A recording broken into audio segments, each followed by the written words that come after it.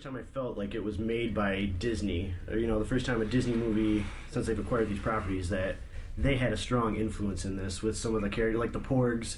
They literally had nothing to do in this movie. Like, they were just there to sell toys and be cute.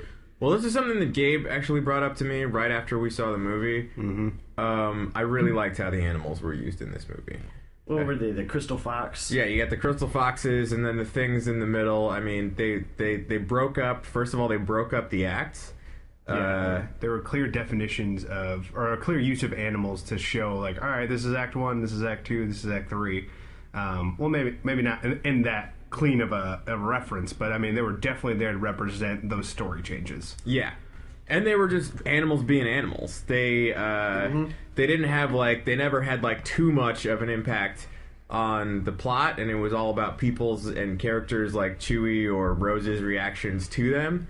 Or, they're like, oh, how did they get out of there? And then, okay, let's follow the foxes, and then, we'll find our way out. But, they only had, a minor thing to do, but it was always just animals being animals. It was just, one of my favorite parts with the Porgs, actually, is when Luke is telling Rey to reach out with her feelings and, ask her what she sees.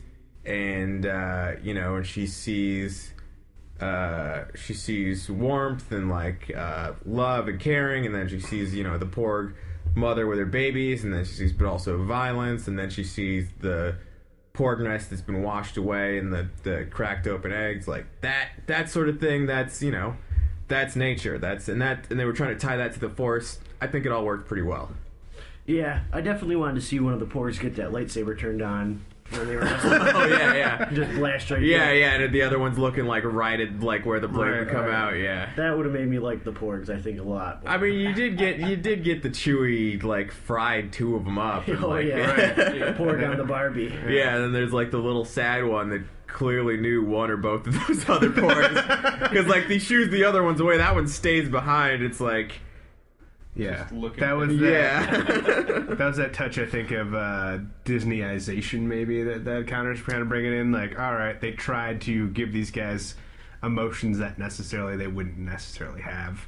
That being said, I think they did toe that line pretty well. You know what I mean? They made you feel something for those Porgs, but at the same time, they were just there being animals. And like Nick was saying, foxes were just being foxes.